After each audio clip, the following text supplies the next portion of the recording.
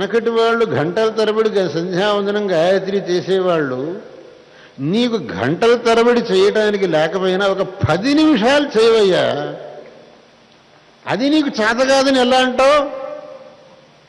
నాకు దానికి కూడా టైం లేదు అని చెప్తే దాన్ని ఎవడు నమ్మడు.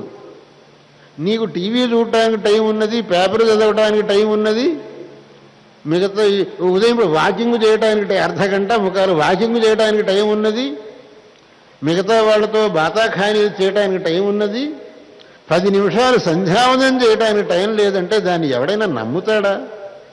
నమ్మటానికి వీల్లేదు. అందువల్ల